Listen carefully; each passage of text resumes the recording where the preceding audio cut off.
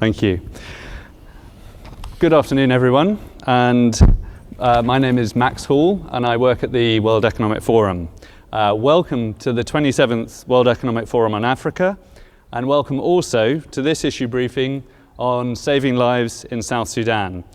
I'm very pleased to be joined by Forrest Whitaker, UNESCO Special Envoy for Peace and founder of the Whitaker Peace and Development Initiative.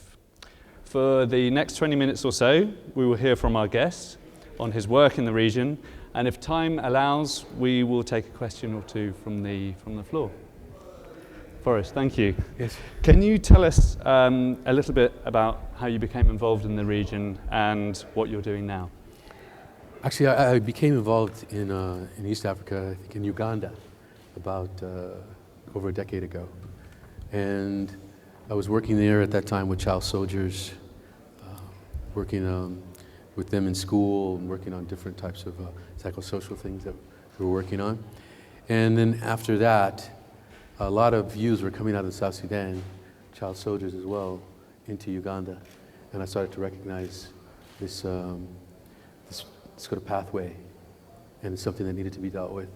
When they became the youngest country in the world, I was hoping that perhaps we might be able to be there in support of what was going on, and hopefully that the country wouldn't teeter back into the kind of chronic conflicts that it had had in the past. And this hasn't happened. You were in South Sudan a few days ago. Can you tell us about what you saw and what you did there? Well, I saw a number of things. I mean, we were there to check on the programs that we have. We were launching a new program in Budwe in the Western Equatoria, in Yambio. But initially, when I first went in, I went and addressed the students at Juba University to speak with them, just to encourage them on their path of learning and what they could do for the country to recognize their own power. And then we went into to Yambio, where we started to initiate the program, which is the Youth Peacemaker Network program. We were training the youths in conflict resolution, ICT or computer technologies, life skills, and in business and entrepreneurial skills. They'll be going through this program for a while. We had already established the program in two states in Eastern Equatoria. So now we're working on Yambio, or working on Western Equatoria states, the 4 now that we're in. And what's your impression of young people there? What are the things that they're telling you?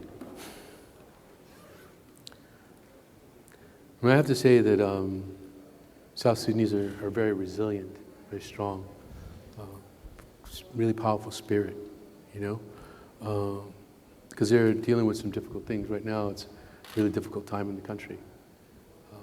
They're aware that the people are leaving the country. Obviously, there's 1.8 million people displaced, 1.7 million people as refugees. They're aware because also it's their family members and others. Even my youths have sent some of their family, particularly their wives and children, to neighboring refugee camps. They're aware of that. There's frustration because of food insecurity. I think the food insecurity in the country is now almost 50% of the country.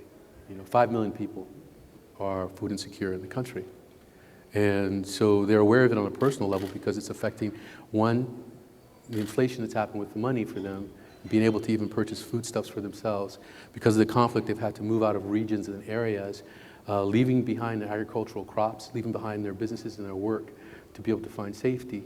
So the youths have expressed that a number of times to me, talking to me about insecurity along the roads. There's a lot of insecurity in regards to banditry, in regards to dealing with both sides of the confrontation that are going on. They have to deal with both. And of course, the issues of gender with the women in traveling and things of that nature, and how rape as an instrument of war has happened a lot in the country. So all of those things they're aware of. I think there's the issues of water, food aid, issues of sanitation, issues of health, all of those sort of basic needs are being dealt with, they're struggling with a lot of those things.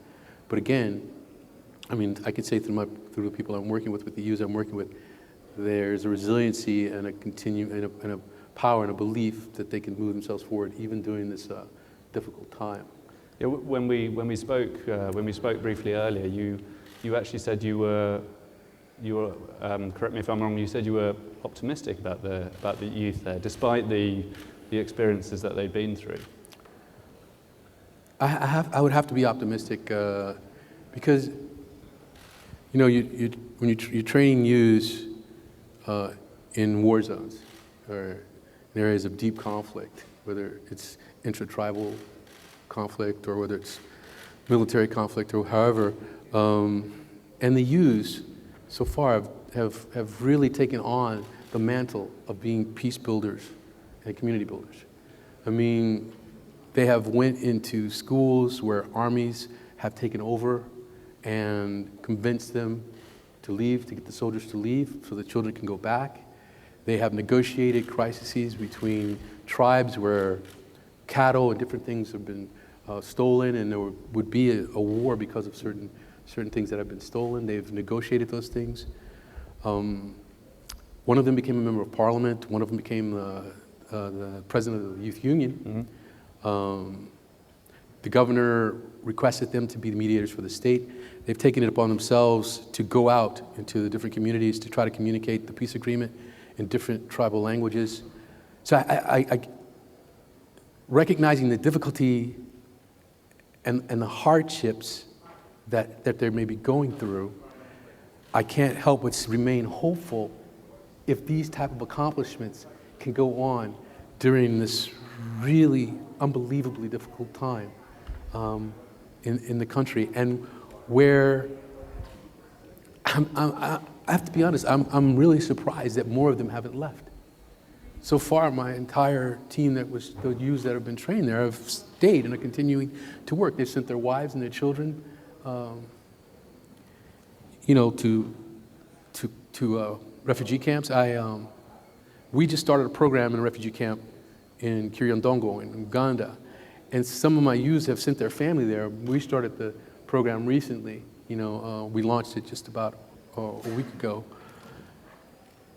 That is the kind of resiliency that I think you want to believe in, and you have to try to believe in. Now, the question is, when you look at it on a more global level, who's going to step up and actually bring the players to the table to have a real discussion to try to solve this problem of conflict in the country? Because underneath that layer, there's a group of people who hope for it. I felt it there. I felt it the other day when I was in the refugee camp. I had discussions. The youths were explaining to me how they were feeling about things, talking about their grievances, different things of that nature. So that's why I have that hopeful idea, because I've seen it. You talk about people or organizations stepping up. I mean, there have been repeated alarms sounded by the UN on the risk of genocide or famine in South Sudan, and things don't seem to improve on the ground. What's your feeling of the international community? Do you think it's played its role to prevent the escalation of violence in South Sudan? I think the international community has to continue to push forward the agenda of building peace in the country. I think that they can't step down just because the situation is complicated and difficult. We have the UN, which is there to help bring peace.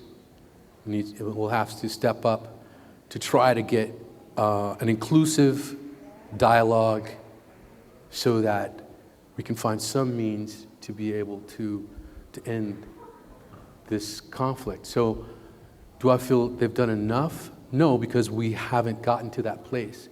They will have done enough when we've had those dialogues and we've been able to change this equation so that 50,000 people won't be dying. That's how many have died so far. And I understand it's a difficult place and a terrain to work in. Even as an aid worker, I think Gutierrez said it's the number one place for danger for humanitarian workers. There's been like 80 of them killed, So you understand, some of the issues on a practical level when you're on the ground and you're trying to figure out, well, how do we go down this road? How do we bring these supplies here when there's an armed force stopping you from bringing it to a particular region, say it be Unity State, and so they are not getting the resources to eat, to survive. But there is a danger there, so we're trying to, I think they have to find that balance, but it has to be addressed. It has to be dealt with. Or as Adama Ding said, when he said that the indicators are there for a possible genocide occurring, but what he said was, which was interesting, was that that's a process that can be averted if we can continue to step inside of it. The same with the famine. With 5 million people, half the country that being food insecure. What you do, and those things are processes. Even famine is a process. Of course, this is a man-made famine. Yes. It's different than a drought or it's made by conflict. But the process, and it's a process, like I say, that the international community, the UN, all the players and everybody who can and all the people who can hear and want to shout about it should be doing, because that's what's going on. You talk about these processes and dialogue. How do you see youth being involved in it on the ground? Yeah, what's their role here? Well, I definitely believe in the youth on the ground being, advocates and for peace and for working in the system. Look, the South Sudan, 72% of the people are under 30 years old. So that's the country. So when you talk about dealing with the country, you have to deal with the youth. And I think that what I have observed is with, at least in the situations, in difficult situations, that if the skill sets are there, if there's an ability to excel or to be able to find a livelihood and an ability to help their environment and their community, that it happens. It actually happens. I saw the first example I had. We hadn't gotten fully trained. We chose Jonglei State as our entry point into the South Sudan because we thought that would be the place where a conflict would occur. Well, that we were correct. All our youths were scattered. But they took the things that we had given them, the instruments, the tools, the phones, and started calling each other and helping each other across tribal lines to get free. So that was the first thing. This is the capacity that they had, and they had the resilience that a lot of people don't have to be able to continue to do that during difficult times, And the same thing is happening, like I say, with the youths that I'm working with. And when I was with these new youths that we started training just the other day in Yambio, I was like, this is a strong group. They're going to have a lot to say. I've been all over South Sudan. I've been to Bor, Way, Yay, all the different areas, and I've still met that quality under difficult circumstances. So the community itself that can aid in making some kind of solution happen has to step up. You talked a little bit about some of the instruments and tools that you try to give youth. And actually, when we had a brief conversation earlier, you talked about some of the sort of skills like active listening. Could you just elaborate on that? Well, we're working with them on conflict resolution, so communication is a key point in any sort of resolution of conflict, and to have active listening is one important concept that they learn pretty much right away. It's an early concept for them. They've learned, sources of power, reasons for conflict.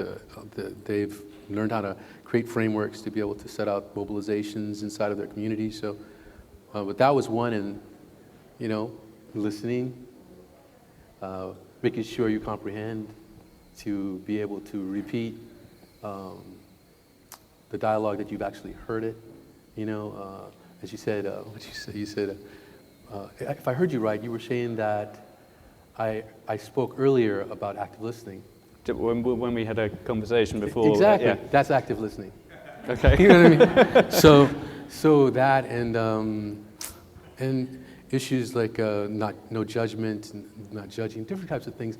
This is in the early stages that you always continue, because there's a fundamental foundation to be able to do any mediation, because they're mediating actively in the community, and that's one of the pillars that they learn.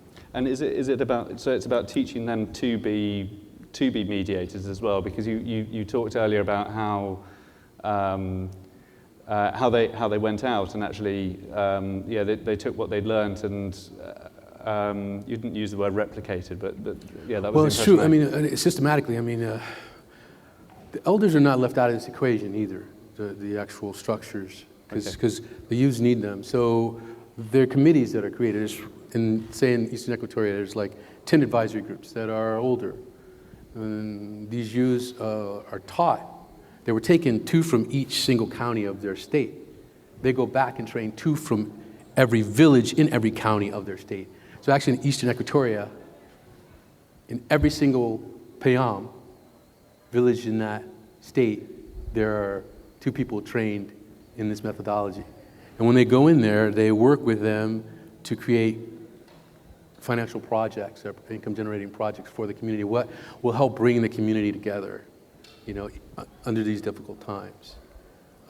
They have launched all their programs. They're still all moving forward, and hopefully that will stay on track, given the current situation. But they have done that, and the community is there, and everyone is in support of it. And I think that's probably why,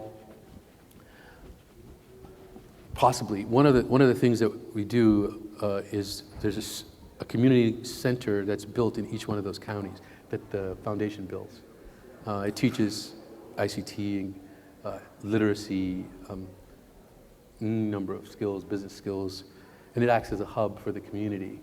And so I think the community is in support of them, and there aren't any stakeholders in the community that aren't, in a way, a part of their success, of the success. So that's been going on, but as I say, while the country is going through some horrific times, at times.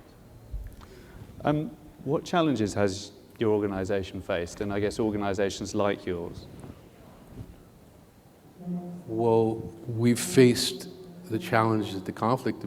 I've had to, at times, fly my staff out into other countries. They become refugees in other countries, in Kenya and Uganda, because the situation was so life-threatening that we flew them out. So these are the challenges that you face. Road securities, technology issues. Because we're in some ways technology-based. We had companies that were supplying, connectivity to our youths. It's difficult. So for once, you have to put in electricity, because electricity isn't a commonality necessarily. And then you have that. Then you try to get connectivity with internet, and it's hard to do. Most of those companies have moved out. Some of them have moved out. Some were in the region. Some pulled back. Zane was more spread out. They kind of stepped back a little, but they're still there. Working. I think MTN, but it's difficult. So recently we were having so much trouble that we were able to get a Kenyan company to supply that for us. It's quite expensive, but we needed it for the youth and also for the training. So we have technology issues, issues of conflict, issues of road insecurity, of not, whether you can pass through certain roads. Like to get a youth to say Yambio from another place, you may have to drive a circular fashion in the safer spaces to be able to get them down the right road, to be able to come and meet here. We have to decide if this last leg of this journey is in Juba, maybe we need to just create the whole leg and they all go to Juba for work and training. We have to make decisions because of the difficulties of different circumstances. But I'm proud of my staff. I think they're an amazing staff, very dedicated staff. I'm lucky. I'm unbelievably proud of the youths because I'm each day amazed by them and each day realize, that I need to have more courage. And what are some of the successes that have really stood out for you? I was saying, just even having, like say, Magdalena, who's went through our program. She was called by the ministers and the commissioners to come and train them in conflict resolution. So I looked at a picture, this girl in the middle of 40 elder men, and it's very powerful. Culturally, it's a very powerful thing, that they would bring her in to train them all. And then her and Ingita as well, went and were training people inside of the community and stopping conflicts. I'm really proud of the fact, unbelievably proud of my youth Michael, who went and convinced the soldiers to leave the school. So there's a lot of things that are and I'm hopeful that we'll be able to continue that, and I'm hopeful that thank the blessings that no one has been harmed. Before we go to questions, we're here. We're at the World Economic Forum. There's over 1,000 participants here from representing all different sectors of society, some very influential people. What's your main message to them? You want to sort of inspire some sort of action. What's your most prominent message here? Well, corporate moves forward a great portion of the world, so certainly if they were advocates in pushing forward to make these things happen, to make everyone come to the table, it would be helpful. Certainly they can look to trying to find looking at the risk investment, but the risk investment that I think will pay off in dividends because of a large grouping of people who need certain things. So I think to take that now as an investment in the future of the nation and of the world, it's a difficult thing to do, but I have to say that my organization is mostly funded by partnerships, and a lot of those partnerships are with people like corporations, like Ericsson, and Zane was one of the partners, and MasterCard, and IKEA, and a lot of organizations that come together around the cause of trying to fix a problem. And they allow us the freedom to not try to be involved in what we do, but they are very present to knowing what we do and believe in that. And I think they've allowed there to be some movement and some work. And of course, the kind of humanitarian aid also that's needed in the South Sudan is so large that it's going to need help. It's not, the pledges and stuff haven't fulfilled the need. I was in a pledge session with then Valley Amos of the UNOCHA in Nairobi just to try to raise funds, and we raised quite a number of funds. It was I think about $500 million at the time, and but the country needs so much in order to move itself out of the problem that it's in. I'm sorry if I'm going on. No, not at all. Not at all. Apologize. I think we have time for a few questions. Could we have? There's a gentleman there, and a gentleman here. If we can have on this side. Could you state your name and the organisation you work for? Sure. My name is David Wright, and I work for Save the Children.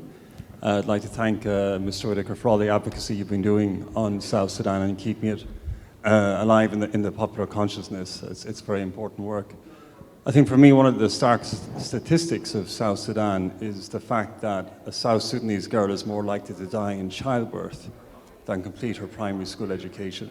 And I was wondering, with the work you do with youth, are you targeting teenage girls, giving them options to stay out of early marriage? Because, of course, if a girl has a baby before she's 18, she's a lot more likely to die in childbirth than if she has her first baby when she's 25 or 26.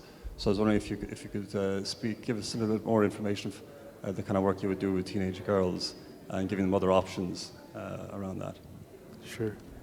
And then I think we had a question over there. Hi, it's Angelo Cottam from China Central Television. Mr. Whitaker, the absence of one of the leaders, the rebel leader, Dr. Masha, is he adding to the instability in country at the moment, in your view? And should he be allowed to go free and go in there? How are we going to resolve the issue if one of the key players is kept out of the country? Something on the key players. Should we go first? So we had a question there on Yeah, yes. I just want to say that Save the Children does amazing work, and thank you for it. Great work. There's a few structures that we have, and the main group I was talking about are an age group that's of youths that are in their 20s and going into their 30s, you know. But in our local work, we do try to address this issue, that of child marriage, you know. We have some of our youths go out and advocate for them. They're in our program, in certain parts of our program, which are psychosocial work too, because we have we call a Peace Through Sports program, Peace Through Cinema program, and a literacy program on the ground that we deal with young people. And during that time, we try to deal with some of these issues which are massive in South Sudan, you know, and I'm sure in other places too, but I don't want to, again, I have great respect for South Sudan, so I don't want to, you know, it's just one of the problems is early child marriage, and childbirth, death in childbirth, and things, education. We're working on it. We have a CRE program that we're implementing now, conflict resolution education program that we're putting inside of our program. So we are going to be going into schools just with that program. We did it in the U.S. because I also work in the U.S. with a different part of the program. We did it in Uganda, and now we're going to be doing that CRE program inside of some of the schools that are still open in the South Sudan. And then I think we had a question about sort of involving all of the stakeholders in the in a solution. I agree. The thing is, you know, the president called for a national dialogue, and I think obviously in order to really have a dialogue, you have to bring all the players together. I don't want to single out one of them because actually, currently, when I was just in South Sudan, I was talking with the country team and stuff, and there are a number of factions that are forming now, very large and powerful ones. Some out of the Equatorias with Saka, different individuals that would have to be brought to the table because I think it's becoming a much more complicated terrain than just looking at two now. So I think we have to recognize that and see if we can get the players from all those places. It's the only way we're going to really have a discussion is to get them together just to talk. And I think we have time for one very, very brief question. There was a gentleman there who had his hand up earlier. Mr. Whitaker, thank you very much. My name is Patrick Youssef. I'm with the International Committee of the Red Cross, in charge of our operations in the Sahel region, also covering South Sudan. Thank you very much for the presentation and all the work that you've been doing. You mentioned something very exclusive that we don't hear much about. Famine is it's a man-made disaster in a way. And as it's man-made, and in order to avoid meeting here next year or the years after and repeating more or less the same, just showcasing the same agony of the South Sudanese, is there any diplomatic track that you believe could work in order to alleviate the suffering of people by states, but also supported by NGOs, the UN agencies, etc., where states could be involved in trying to stop that misery, not only in providing humanitarian assistance, because that's not the solution, but exactly in order to stop that conflict. Thank you. Okay. Well, I mean, as I was saying, interesting. This is a man-made famine based on conflict. Certainly, the argument will be made that some of the natural tragedies that have occurred, the monsoons, the droughts, the things of that nature are also man-made. It's an environmental issue. I think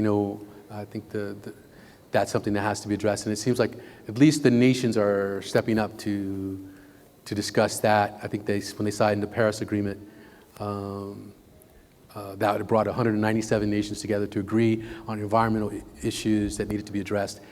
I don't know all the points as to implementation, but I know that was very important, at least to get the nations to agree, and particularly some of the larger nations who are the larger pollutants like United States and China, But I'm hopeful that we can continue to convene, because I guess it's this discussion. And I look at this, because I try to look at it as a manageable solution too, because I was chosen as an advocate for the SDGs, or the Sustainable Development Goals. One of those goals is about the environment, and I'm always arguing that we need to bring this down to the human level, because I'm a grassroots kind of guy, I think, and try to put together a set of things and behaviors that people can actually accomplish that will help change some of the environmental issues that are going on in the planet. But I don't have, it's not my area of expertise. I'm just answering your question with my thoughts. Thank you. Thank you very much. Sure. Thank you. Thanks a lot.